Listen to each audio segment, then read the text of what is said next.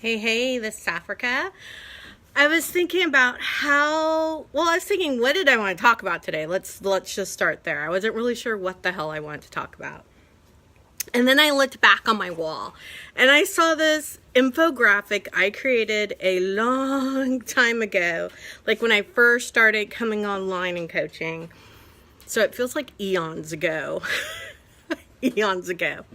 But it's a principle that I live by, and I thought, why haven't I shared that in a while? And I thought, what better time than the day? And it's all about how to make your everyday life rock, right? I think back then, mainly I talked to moms, stay-at-home moms. I was a stay-at-home mom, so I just really spoke to stay-at-home moms and just how to make their lives better, because it can be rather frustrating when you're running around trying to get your kids together and the house together and all that good kind of stuff. And I wanted to give what I have been doing so your life is just more pleasant, right? And I took this principle and I realized I incorporate it in everything. When I wasn't just a stay-at-home mom, when I really started coaching that group, as my life expanded, I started coaching others, and I realized it's something I had been doing. It's something I continue to do throughout my life. And even though it may not look like it right here, it's called glam time. So what happened was I turned around and I saw my glam time infographic, which looks anything but glamorous. It's so awful. Awful, I tell you, it's awful. The look of it's awful, but the content is awesome. So let me tell you a little bit about glam time and why it's such a great way so that your everyday life can rock too. And let me give just a smidge bit more context. Yesterday, I attended a memorial service with my son for one of his classmates. My son is 8. I shouldn't say classmates, I should say schoolmates. She's another girl who was in the school. And it was rough because not only did she pass away, but so did her parents. They were in a car accident where they were struck by a drunk driver. So the service was rough, but I think the community itself needed to mourn in a big way. And days like that, they're hard to make happy, right? It's a lot of emotions and managing those emotions. And it turned out my daughter did not want to attend the service. My daughter's in college. She didn't want to attend like she originally was going to, because one of her friends, maybe about a month after these people passed, maybe if it was even that, one of her friends died in a fire. An apartment complex near campus caught on fire. One of her friends was one of the people who did not get out. So yeah, it was heavy. It's been heavy in this household, let me tell you. So these are some of the things you can do when life gets heavy, when you're in a tricky situation, maybe with a client or with a friend or with a family member.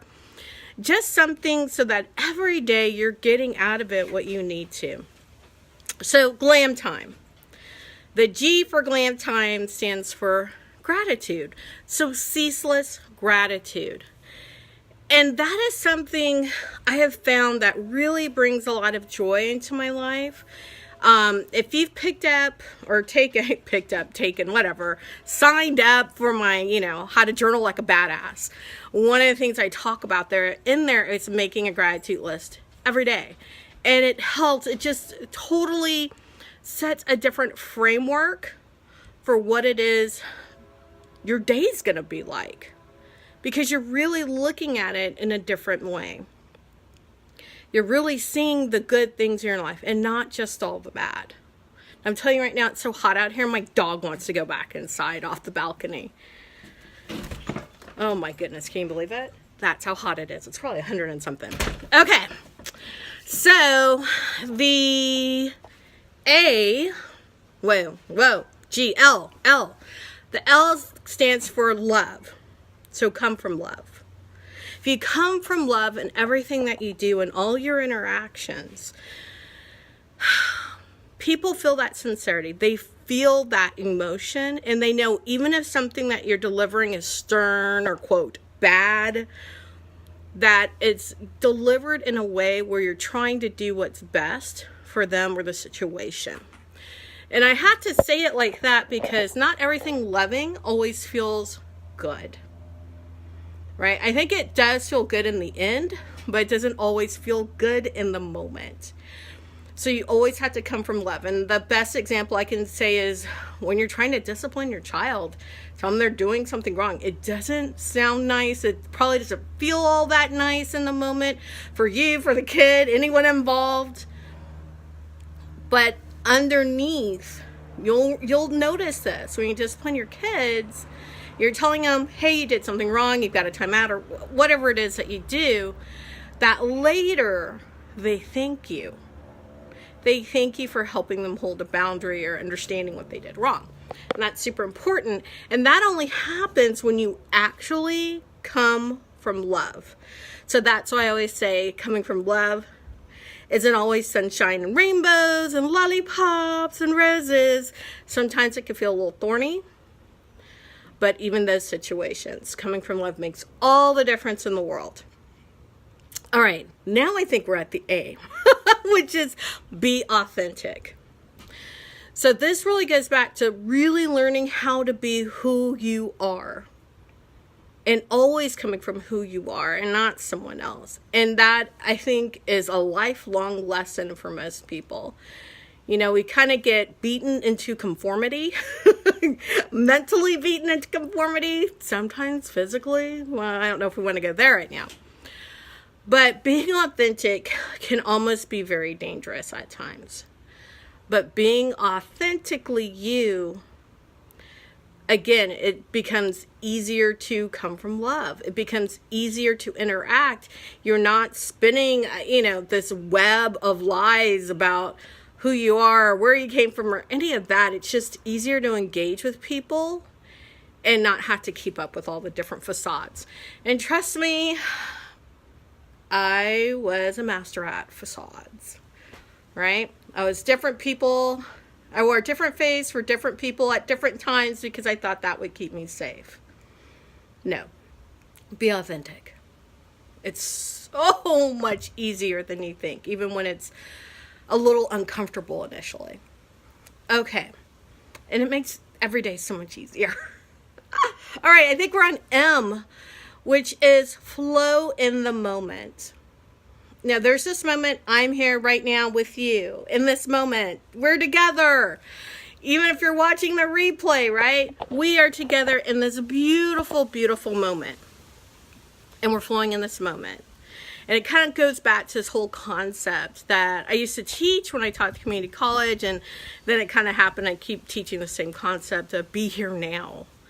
Whatever else happened a few minutes ago, let that go. Whatever else is happening, if you're at work, whatever happened at home, leave it there. Whatever happened at work, leave it at work when you're home. Flow in the moment that you're with. Be with the people that you're with. Be completely present with them. Right? That's how you make your everyday rock. Because you get to bear witness to that moment in a way where you're completely immersed that you never can when you're so engulfed with what else is going on in other parts of your life, where you're half there, half absent. It's kind of like, I'm just going to keep using kid metaphors.